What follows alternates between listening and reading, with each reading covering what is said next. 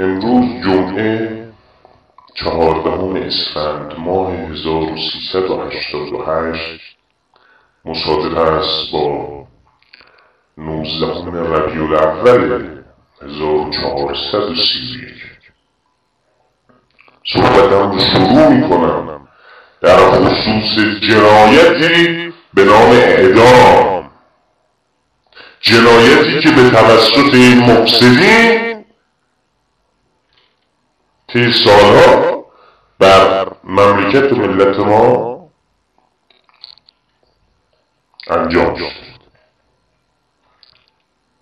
این مفسدین ریاکار مفسد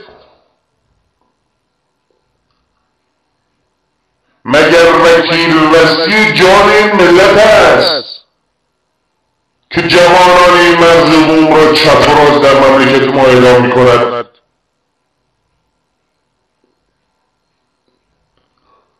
این مفسدین کفر به تمام شکل و معنا هستند.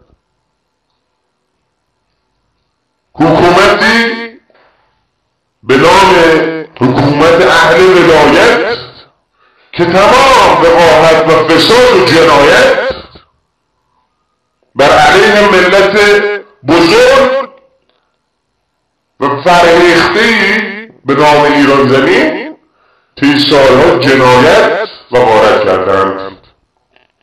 اعدام افزارکی شد در دست این مفسدین بر علیه ملت ما. خود را به بیراهه میزنند، میدانند که این ملت دیگر آنان را قبول ندارد. این مفسدین از ابتدا با کلک و نیرنگ و فریب حکومتی به دست گرفتن بر علیه ملت ما، بر علیه کشور ما، بر علیه تمامیت وطن ما.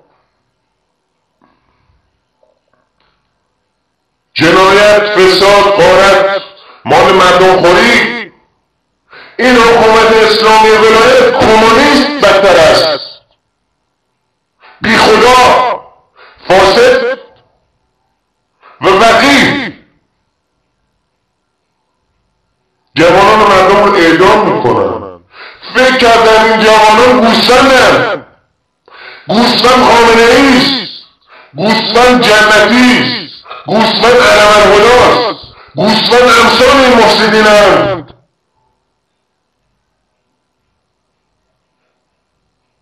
مال ملت را خوردند، به ملت گلوله زدند، ظلم، استبداد، غارت، وطن فروشی. بس است. این مفسدین باید بدانند هر اعمال آنان شطوریست در دم خانه خدا. این ملت خشناک در مسیر حق طلبی خود دیگر انعطاف، نرمش کارساز نیست. این مفسدین به اشد مجازات باید برسند. با همه چیز این ملت به کشور بازی کردند. به دختران مردم در زندانها با حکمهای فاسد و ضد انسانی تجاوز میکنند. مبادا به بهشت بروند. در کجا آمده؟ این کفر است، این ظلم است، این جنایت است. نمایندگان ولی فقیه میروند و در زندانها به دختران معصومی که به اعدام محکوم هستند تجاوز میکنند، صیغه میکنند. صیغه یعنی فساد، زنا.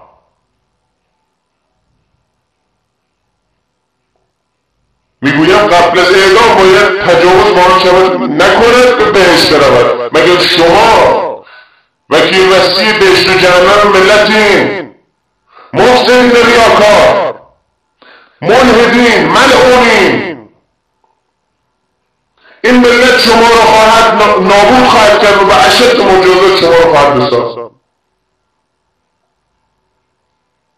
ظلم، بدبختی، فقر، نداری، استبداد غارت ملت. بیگانه می آورند در کشور ما گلوله بزنند به ملت ما، چون بیگانه هستند، ضد ایرانی هستند، ضد کشور ما هستند. این مفسدین ملحد آنچه که کاشتن به رو خواهند کرد. خداوند و این ملت از گناهان این مفسدین نخواهند گذشت.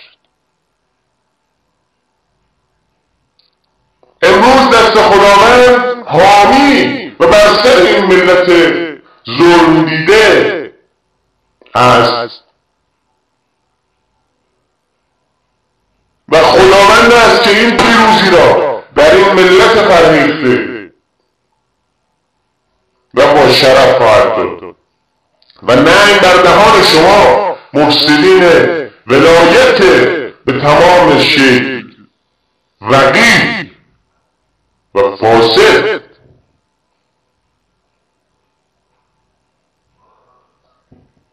پیروزی از آن این ملت مظلوم ایران زمین است